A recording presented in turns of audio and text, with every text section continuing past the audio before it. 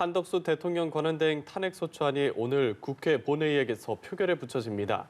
대통령 권한대행에 대한 탄핵은 헌정사상 초유의 일인데요. 정치권 이슈들 송영훈 국민의힘 대변인, 서영주 전 더불어민주당 상근 부대변인과 함께 짚어보겠습니다. 두 분 어서 오세요.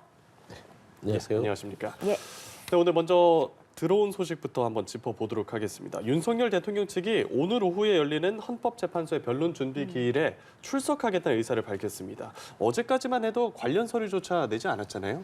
일단 당연히 출석을 해야죠. 변론 준비 기일이니까 피청구인 본인의 출석 의무는 없다고 하더라도 대리인단을 지금 구성하고 있다는 것은 그전부터 알려진 사실이었는데 예. 정상적으로 위임장 선임계를 내고 출석을 하는 것이 당연하다고 보여집니다. 다만 이제 오늘 변론 준비 기일은 아마도 대리인단이 출석을 해서 이제 막 그 선임이 되었기 때문에 입장을 밝히기 어렵다라든가 혹은 쟁점에 관한 입장을 추가로 정리해서 제출하겠다라는 정도의 의견을 밝힐 걸로 보이고, 그러면은 오늘 변론 준비 기일은 실질적으로는 큰 내용 없이 진행될 가능성이 높을 겁니다. 다만 그렇다고는 해도 지금 헌법재판소가 그동안에 송달되지 않은 문서들에 대해서 발송 송달을 통해서 송달된 효력이 있는 것으로 간주하겠다고까지 밝힌 상황 아닙니까? 예. 신속한 절차 진행에 관한 의지가 굉장히 높은 것으로 보이기 때문에 아마 다음 변론 기일과의 간격이 그렇게 길지 않을 것이다, 이렇게 예상을 해봅니다. 예. 관련 변호인단도 일부 공개를 했는데 대리인단을 통해서 어떤 입장을 밝힐까요? 일단 뭐 기존 입장에서 크게 달라지지 않을 것 같습니다. 12월 12일 날 본인이 이 불법 계엄을 선포한 이유가 결국에는 어떤 국회에 경고를 하려고 했고, 이게 어떤 그 내란에 속하지 않는다. 예, 통치행위다. 통치행위다, 그 얘기예요. 어제 김용현 씨가 얘기했던 거하고 크게 그 맥락에서 벗어나지 않을 것 같은데요. 일단 뭐 내용보다는 절차적인 부분에 있어서 더 이상 헌재의 어떤 신속한 진행에 버틸 수 없다라고 판단하고 대리인단이 출석을 통보한 것으로 보입니다. 예, 오늘 오후 2시에 변론 준비기일 출석한다고 했으니까요. 어떤 입장을 밝힐지 한번 기다려보도록 하겠습니다. 한편 한덕수 권한대행은 여야 합의를 이유로 헌법재판관 임명을 사실상 거부하겠다는 뜻을 밝혔죠. 예, 민주당이 탄핵 절차에 들어갔고 오늘 오후에 표결하기로 했는데요. 국민의힘은 이게 국정을 마비시키는 내란 정치라고 비판을 하고 있거든요. 실제로 대단히 우리 국정을 불안정하게 하고 특히나 경제와 민생을 더더욱 어렵게 만든 일입니다. 정말 이런 탄핵 중독, 탄핵 남용은 이제는 자제되어야 되는데 오늘 정말 표결을 한다면은 대단히 이것은 우려스러운 일이 아닐 수 없겠습니다. 지금 그 12월 3일 비상계엄 선포 사태 이후에 우리 정치가 회복해야 될 것이 세 가지가 있다면, 첫 번째는 헌법 질서 회복, 두 번째는 정치의 예측 가능성 회복, 세 번째는 민생과 경제의 회복일 겁니다. 예. 한덕수 권한대행마저 탄핵 소추하는 것은 이 세 가지 중에 그 어느 것도 할 수가 없는 것이죠. 자, 정치의 예측 가능성은 이제 대행의 대행 체제가 되면은 더더욱 떨어질 겁니다. 그리고 지금 헌법재판관 임명 문제는 한덕수 권한대행마저 탄핵 소추가 되면 후임 최상목 권한대행은 더더욱 임명하기 어려워요. 왜냐하면은 내 전임 권한대행이 헌법재판관 임명을 보류하는 것 때문에 탄핵 소추를 당했는데 내가 임명을 한다? 그러면은 내 전임자는 헌법을 위반한 거라고 내가 선언하는 결과가 됩니다. 그렇기 때문에 더더욱 임명이 어려울 거라서 역시나 헌법 질서 회복과도 거리가 먼 문제가 되겠죠. 가장 걱정스러운 것은 이 한덕수 권한대행 탄핵 소추는 민생 경제 회복과도 정반대가 된다는 겁니다. 어제 그 서울 외환시장에서요. 야간 시장에서는 환율이 벌써 1,470원을 터치했거든요. 원달러 환율이. 지금 한덕수 대행마저 탄핵 소추가 되면은 전 세계가 대한민국의 상황을 불안하게 보면서 원달러 환율이 1,500원을 넘어가는 것도 시간 문제가 될 겁니다. 정말 이렇게까지 국정을 불안정하고 민생을 도탄에 빠뜨리면서까지 야당이 원하는 바를 힘자랑에서 관철해야 되겠는가, 묻지 않을 수가 없는 상황인 것이죠. 네, 한 권한대행의 탄핵이 뭐 헌법 질서, 그리고 정치의 예측 가능성, 민생 경제 이 세 가지 회복에 다 반하는 행위다, 이렇게 말씀을 해주셨고. 그러니까 이제 국민의힘이 아직도 정신을 못 차리고 있는 것이죠. 그냥 문제 본질을 흐리고 있는 것인데 왜 우리 대한민국의 경제 상황과 이런 국정이 정지가 됐죠? 윤석열 대통령이 불법 기업에 내란에 준하는 행위를 했기 때문입니다. 그게 발생을 했어요. 그 밖에서 보는 우리 대한민국의 어떤 상황들은 내란으로 가느냐 민주주의 질서를 회복하느냐 이 두 축만 보는 겁니다. 그러면 과연 한덕수 권한대행이 민주주의 질서를 회복하는 과정에 협조하고 있느냐라는 것만 보는 거예요. 그러니까 한덕수 권한대행이 있냐 없냐는 중요하지 않습니다. 뭐 한덕수 권한대행이 무슨 신이 내린 무슨 해결사입니까? 아니에요. 그냥 국무위원으로서 헌법에 보장된 대통령이 엄청난 일을 저질러서 직무가 정지됐기 때문에 그 다음 순으로 국무총리가 한덕수였기 때문에 직무대행을 준 겁니다. 그러면 지금 내란의 사태에서 권한대행이 할 일이 뭡니까? 민주주의의 질서를 회복하는 행위들을 결정해야 되는데 본인 자체도 내란의 동조 세력이었기 때문에 내란죄 부분들에 있어서 이 죄가 빨리 결정되는 게 싫은 거예요. 그러니까 헌재 소장을 임명하지 않고 버티는 것이죠. 그리고 어제도 담화에서 국민들한테 거짓말을 다 하잖아요. 첫 번째 대통령의 고유 권한이 아니다. 아니 그러면 본인은 대통령의 가장 큰 고유 권한인 거부권을 왜 행사해서 법안을 통과시켰죠? 그거는 또 본인의 대통령 권한이 아닙니까? 그다음에 황교안 권한대행 자체는 그때 예를 들어서 박근혜 탄핵 시절에 하지 않았다. 아니에요. 대통령 목만 하지 않았고 대법원장 추천목은 즉시로 임명을 했습니다. 그러면 지금 국회 목이 3명이면 당연히 해야 되는 겁니다. 그다음에 국회에서 이미 다 합의된 내용입니다. 그런데 뭘 더 합의하라는 것이죠? 결국에는 본인 자체가 이 대한민국의 경제 상황을 악화하려고 하는 결정을 어제 오후 1시 30분에 했다는 점에서는요. 심각한 상황이다. 그래서 민주당은 어쩔 수 없이 많은 정치적인 비판에도 불구하고 이런 결정을 할 수밖에 없었다라고 볼 수밖에 없습니다. 예, 탄핵안 가결 정족수에 대한 시각차는 여전하거든요. 지금 이제 공은 우원식 국회의장에게 넘어갔는데 어떤 결정을 내릴 거라 보십니까? 일단은요, 어떤 결정을 할지에 대해서 말씀드리기 전에 예. 우원식 국회의장이 오늘 오전 10시에 주한 영국대사를 접견하는 걸로 알고 있습니다. 그 주한 영국대사도 아마 우원식 의장을 만나면은 굉장히 궁금할 겁니다. 대한민국은 정말로 대행의 대행 체제로까지 가는 것입니까? 다만 외교적인 관례와 예양 때문에 대놓고 물어보지 못하겠죠. 지금 사실은 그런 질문에 이 사안의 핵심이 있습니다. 그러면은 지금 우원식 국회의장으로서는 151명이냐 200명이냐를 일단 따지기 전에 이걸 오늘 본회의에 상정해서 표결까지 갈 것인가부터 심각하게 고민을 해봐야 됩니다. 지금 입법부도요. 그 국가의 안정 그리고 공공복리, 국민의 행복 이런 것들을 최우선에 두고 일을 해야 될 헌법적인 책무가 있는 것이고 그 책무는 입법부의 수장인 국회의장이 수호를 해줘야 되는 겁니다. 그리고 151명이냐 200명이냐는 사실 우원식 의장이 종국적으로 결론을 낼 수도 없는 문제입니다. 예를 들면 우원식 의장이 151명의 의결 정족수라고 선언을 하고 야당 의원들만 들어가서 표결을 해서 그것이 가결되었다고 선포를 하더라도 헌법재판소가 이것은 대통령 권한 대행이기 때문에 의결 정족수가 200명이다라고 판단하게 되면은 그 가결 선언은 사후적으로 무효가 되는 거예요. 그런 복잡한 문제를 안고 있기 때문에 네. 정말 이것이 가결된 것이 맞느냐, 직무정지가 된 것이 맞느냐에 대한 구구한 헌법적 논란을 초래할 수 있는 이런 의결 자체를 강행하기보다는 우원식 의장이 지금 국가와 국민을 위해서 어떤 책무를 본인이 지고 있는가 이것에 대해서 좀 분명한 인식을 하셔야 되겠다라는 말씀부터 드립니다. 예, 일단 정족수에 대한 얘기를 조금 더 여쭤보자면 국회 입법조사처마저 네. 의견이 엇갈리고 또 현재는 공식 입장이 없다고 밝히니까 이 시각차가 더 벌어지는 것 같거든요. 뭐 입조처의 입장이 굉장히 뭐 혼선이 있는 것처럼 보이는데 네. 오늘 아침에 뉴스에도 확인된 건 입조처는 기본적으로 151석을 고집한다. 그게 맞고 예외적으로 그렇게 주장하는 바도 있다라는 거예요. 그래서 이게 입조처가 왔다 갔다 하는 부분은 없습니다. 그리고 우원식 국회의장이 결정하는 부분들이 무리가 네. 있다. 입법부의 권한이에요. 입법부의 수장이고 대한민국의 두 번째 국가서열입니다. 국회의장이요. 여러 가지 상황에 있어서의 법률과 절차에 따라서 검토를 할 것이고 예를 들어서 지금 그 한덕수 권한대행이나 국민의힘은 기본적으로 입법부로서 자격이 없어요. 예를 들면 151석이냐 200석이냐 이 부분들도 국무위원이 지금 권한대행을 하는 것이지 대통령이 직무가 정지되면 한덕수 권한대행이 대통령이 됩니까? 상식이잖아요. 헌법에도 그렇게 돼 있고 정부조직법에도 돼 있습니다. 대통령이 권리와 사고 시에는 국무위원이 그 직을 대행한다예요. 직을 이어받는다가 아니라. 그래서 저는 이런 부분에 있어서 이걸 가지고 갑론을박하는 자체가 대한민국의 국정을 어디까지 추락시킬 것인지 집권여당으로서 무책임한 태도이고요.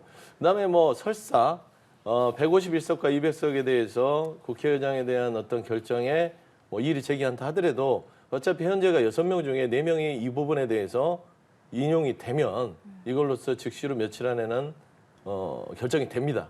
그래서 여기서 갑론을박하면서 어떤 여러 가지 국력을 소비할 필요는 없다. 그렇게 좀 보입니다. 제가 이 부분은 짧게만 좀 말씀을 드려도 될까요?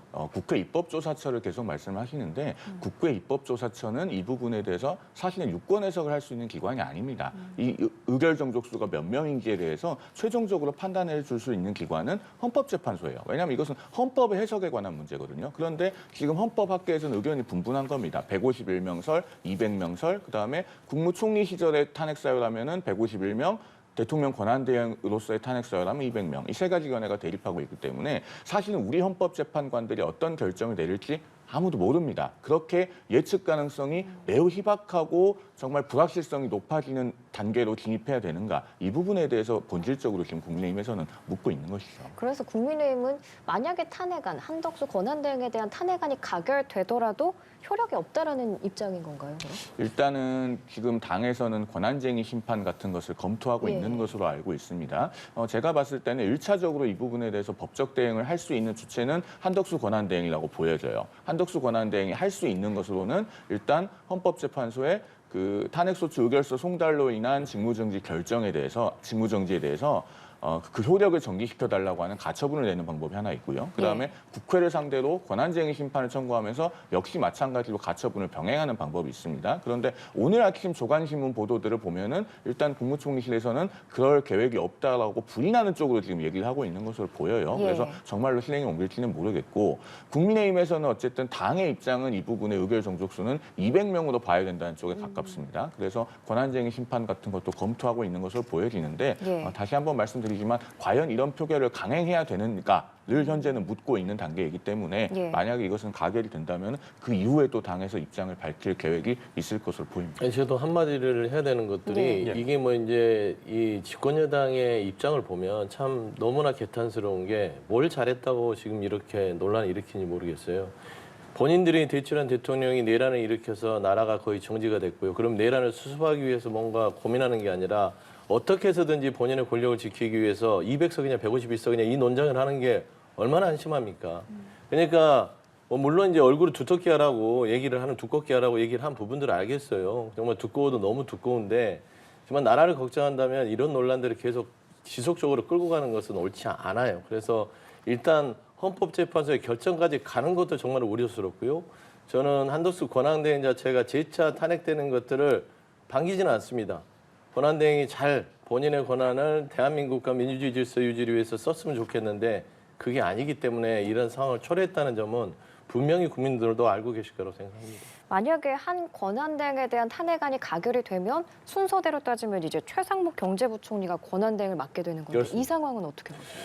그러니까 이게 불행한 일이에요. 결국에는 지금 대한민국 윤석열 정부의 국무위원들이 정말 본인들의 입신양명만 생각했는지 대한민국의 국민과 대한민국의 국부를 생각하면서 국정 운영을 참여했는지에 대해서 명백하게 드러나는 겁니다. 그러니까 이게 이제 국민들이 알게 되는 거예요. 겉모습만 보면 화려해 보이지만 설탕과 소금은 모양은 같아도요. 찍어 먹어봐야만 압니다. 이게 단지 짠지. 근데 이제 국민들이 찍어 먹어보니까 아, 이 사람들이 국정을 운영할 만한 능력이 없었던 거구나라는 게 드러나는 것이죠. 지금 최상목 경제부총리가 이 바통을 이어받는다 하더라도 예. 또 똑같은 숙제가 있을 겁니다. 중요한 거는 여야의 정치적인 셈법에 휘둘리지 않고 대한민국의 민주주의 질서를 회복하고 그리고 경제적인 어떤 이 추락하는 이 위기 상황을 극복하는 데 어떤 선택이 맞는지를 하는 거. 그게 지금 국무위원 그리고 국무위원회의 권한대행이 해야 될 일이라는 거. 그것만 있지 않으면 지금 같은 정치적인 불필요한 갈등이 생겨나지 않는다라는 점에서 아마 최상목 경제부총리는 경제에 중점을 두는 어떤 그런 국무위원이기 때문에 저는 현명한 결정들을 이어갈 거라고 봅니다. 예, 어떻게 들으셨는지.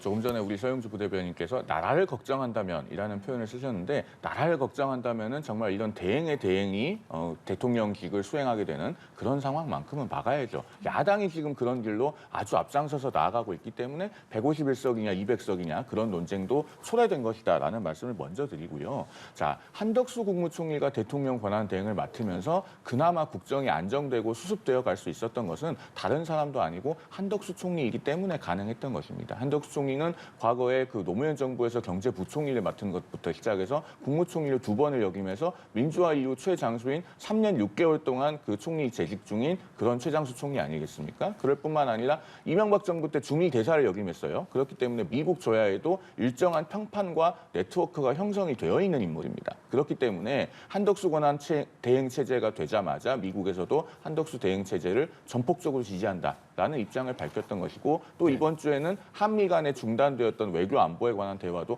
모두 정상적으로 재개한다고 하지 않았습니까? 그만큼 대외 관계와 경제를 아울러 챙길 수 있는 대통령 권한 대행이었는데 그런 한덕수 대행마저 지금 탄핵 소추로 직무를 정지시키면 경제부총리가 대외 관계와 대내 문제를 어떻게 다 아울러서 챙겨서 국정을 안정시킬 수 있겠는가 사실 대단히 걱정이 많이 되는 부분입니다. 우리 시청자들께서도 심려가 크실 거라고 생각됩니다. 근데 네. 그런 말씀을 하는 거에 대해서 인정할 부분은 그래요. 누구죠? 한덕수 권한대행 부분에서 그런 평가가 있을 수는 있으나 그보다 더 중요한 게 있어요. 그런 걸 아무리 잘해도 대한민국의 헌법 질서를 무너뜨리는데 동조하고 거기에 부역하고 방탄이 되는 사람은 밖에서 미국에서 보든 동맹국이 보더라도 인정하지 않습니다. 미국은 대한민국의 어떤 인물을 보고 대한민국을 평가하는 게 아니라 결국에는 민주적인 질서가 잘 지켜지느냐가 가장 큰 문제입니다.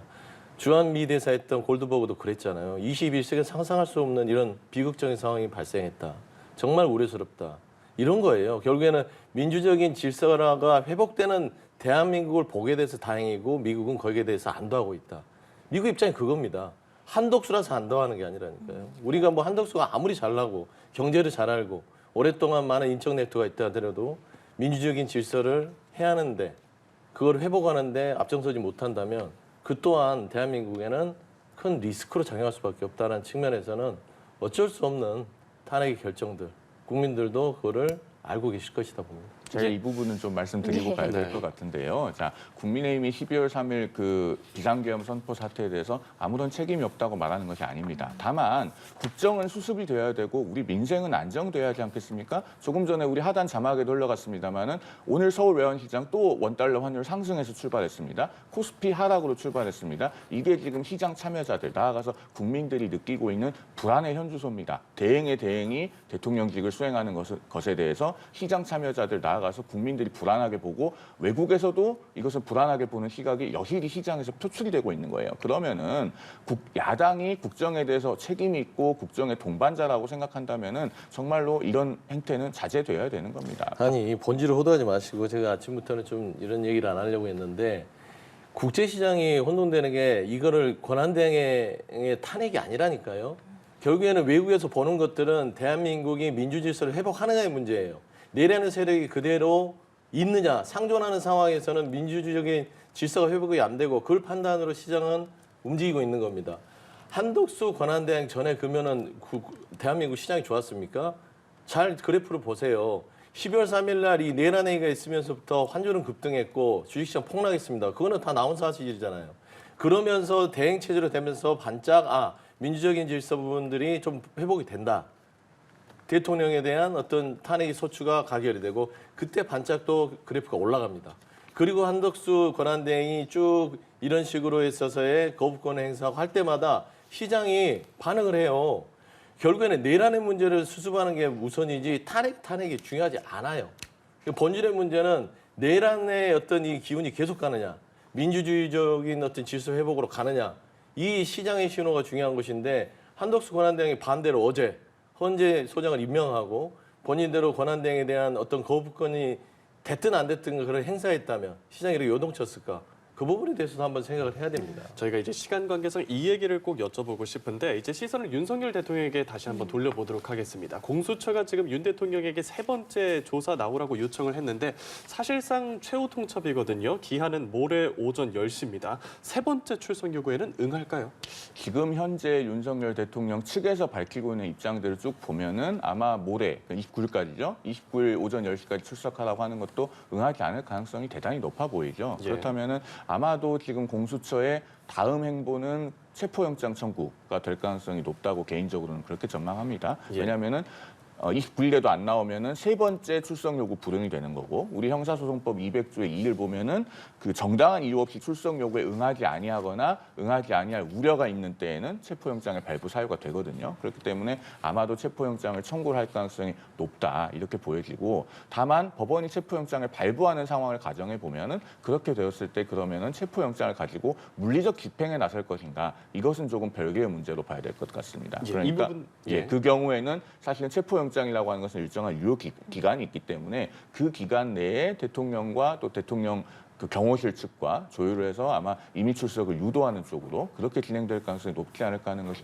개인적인 예상입니다. 예, 이 부분 어떻게 생각하세요? 일단은 뭐 3차 출석 통보를 한 공수처 좀 급하긴 했죠. 왜냐하면은 수사 압박 부분들, 검찰에 이첩을 받았는데 뭐 하고 있느냐라는 또 비난 내용이 있기 때문에 일단은 25일 출석, 불출석에 대해서 29일 3차 출석을 통보했고요. 결국에는 체포영장 청구를 고려한 3차 출석 통보라고 보면 될 것 같습니다. 근데 지금까지 행태를 보면 용산에서의 지금 윤석열 대통령 측근들의 어떤 행태는 출석하지 않겠다라는 마음이 굳힌 것 같고, 결국에는 체포영장이 집행되는 부분들을 생중계를 그걸 하게끔, 염두에 그렇죠. 뒀다고 생중계를 보시는 염두에 두고 결국에는 여론전을 통해서 본인의 탄핵에 대한 조금이라도 도움이 되는 여론들을 조성하겠다. 그러니까 결국에는 또 국론 분열을 노리는 본인의 어떤 이 사법적인 방탄을 위해서 국론 분열까지 노리는 그런 상황이라고 보면 되는데, 참 이 대통령으로서 할 일인가 싶습니다. 네, 알겠습니다. 오늘 정치권 이슈들 송영훈 국민의힘 대변인, 서영주 전 더불어민주당 상근 부대변인 두 분과 함께 얘기 나눠봤습니다. 고맙습니다.